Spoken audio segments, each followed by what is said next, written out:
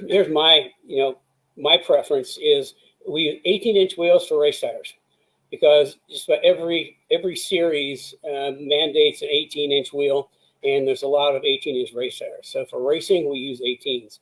For street and track days, I like 19s.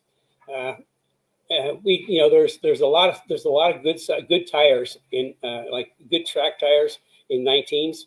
And the thing about the difference between 18 and 19, let's say that, and we're only looking at anything tires between a 285 and a 305, sometimes a 315.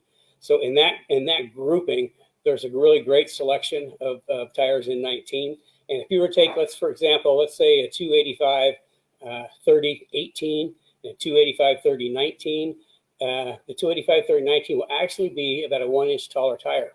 And I like tall tires on Mustangs. It just, for the weight of the car, it just makes more sense to have a tall tire, especially for forward bite. That's, you look at drag cars, they got huge tall tires. Well, we don't want to go that extreme. But I like 19s. Typically, our typical setup for a 197 is a 19 by 10 front, 19 by 11 rear.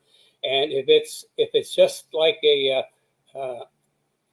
V6 or an EcoBoost, that doesn't have a huge power, we go 10-inch all the way around in 285 35. That's a really nice tire to do a square setup. And when they're square like that, you can rotate them, which is always handy. But for anything that's got like 500 horsepower plus, I like to go a 19 by 10 front and 19 by 11 rear with a 285 35 front and a 305 30 in the back. That's kind of like my favorite combination. Now, we have on some cars gone bigger on both ends, just depending on the car, but that more has to do with the special build that we're doing. So, that's my take. Either one's fine. The other thing about 19s is you got more air between the brakes and the wheel. And my 20-inch wheels are for show. That's the way I looked at it. 18 for race, 19 for street and track, and 20 for show.